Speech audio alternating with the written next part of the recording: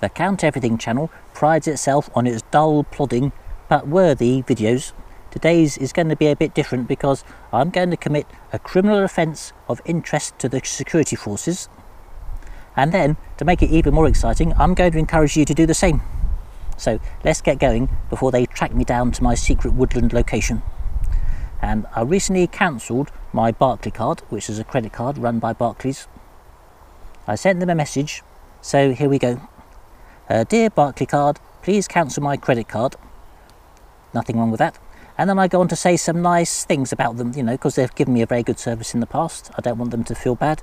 And remember, I'm about to carry out an act of non-violence, which means I don't want to defeat or humiliate Barclays, but I want to win their friendship and understanding. So now we get to the extremist, dangerous criminal offence. I am concerned about the climate emergency and believe that every person and every business should do as much as they can to stop making things worse. I have seen that Barclays is a major funder of fossil fuels and therefore feel no longer able to use Barclays services. Cancelling your credit card for an economic reasons, you know, maybe you've got a better offer from another provider, that's fine. As soon as you do it as part of an economic protest, I think under a new law that's being passed by the British government, if you do something like that, you end up on a list of extremists and possibly you've committed a criminal offence. Here is an article from The Guardian. The guidance produced by the National Police Chiefs Council and the National College of Policing appears to use a definition of unlawful protest activity that could include boycotting a shop or silently taking a knee. They define aggravated activism, which seems to be their new word for deciding if you're an extremist or not, as activity that seeks to bring about political or social change, but does so in a way that involves unlawful behaviour or criminality, or has a negative impact upon community tensions, or causes an adverse economic impact to a business. Well, I hope Barclays doesn't lose money. I hope they, you know, they sell their fossil fuel investments. But now comes the exciting bit, at least for you lot. I'm suggesting if you have accounts at Barclays or HSBC, I think those are the two biggest funders of fossil fuels in Europe, you might want to change your account.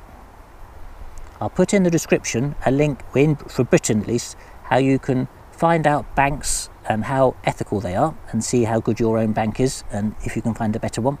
And then in Britain it's quite an easy thing to move all of your bank details, all your bank accounts from one bank to another, and it takes across all the direct debits and all that other sorts of stuff. And I'm guessing there'll be similar service in other parts of the world as well. So you might want to do that, and you might want to encourage other people to do the same. This is an exciting video, isn't it?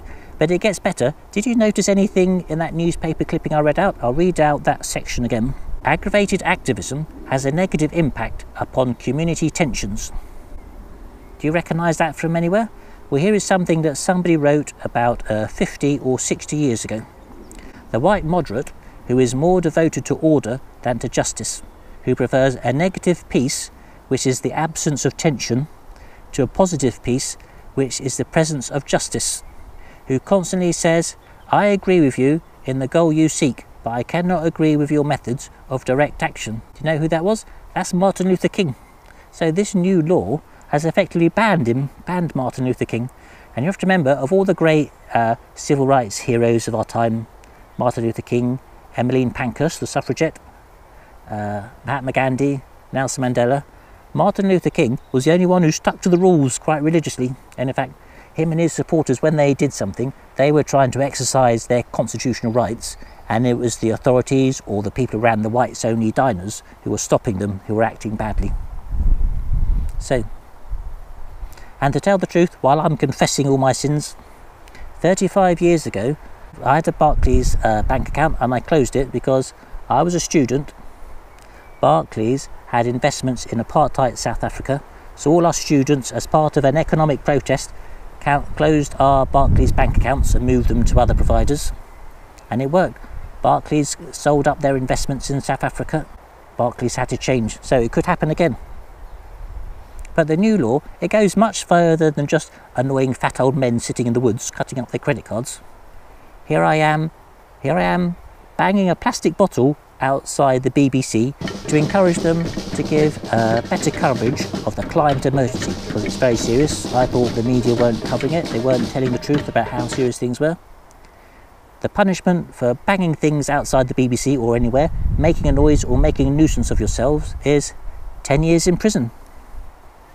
If you make the most minor amount of damage to a statue, in Britain, if you do a lot of criminal damage, you go to a proper trial with a jury. If you do a minor amount of criminal damage, you go to what's called a magistrate's court, and it's all very informal, and you get sort of much smaller punishment. But they've changed the rule now. However amount of damage you do to a statue, the punishment is, you guessed it, 10 years in prison. So, ironically, for a law that seeks to protect statues, if you look at the statues in Parliament Square, Nelson Mandela, Mahatma Gandhi, Martin Luther King is on the end of Westminster Abbey, which is a building owned by the Queen, and Emmeline Pankhurst is in a park next door to the Houses of Commons. It's quite possible those statues will have to be removed because, you know, they're glamorising these sorts of people. You know, these are extremists, aggravated activists.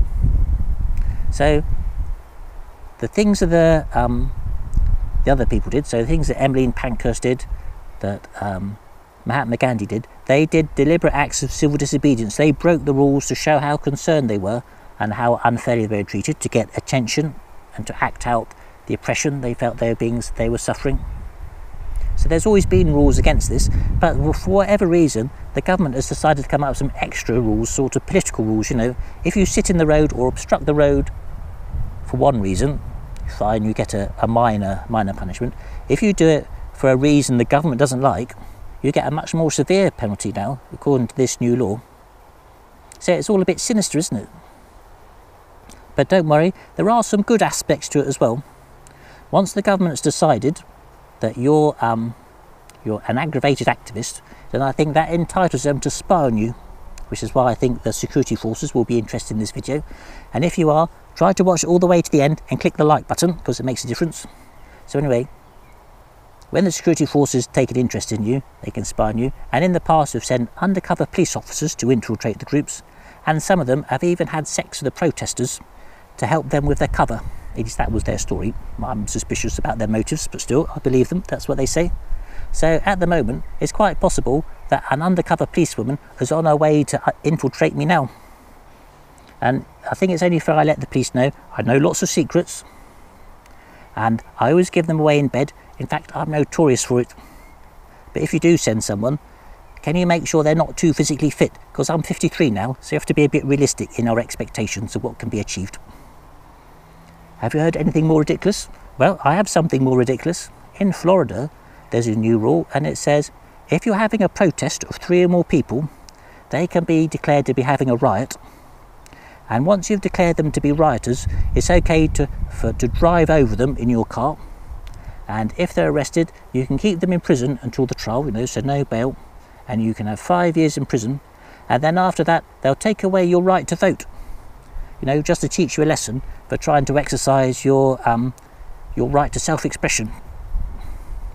Does this remind you of anything, these sorts of laws? Well, since the Second World War, it's generally been accepted that liberal democracies are good.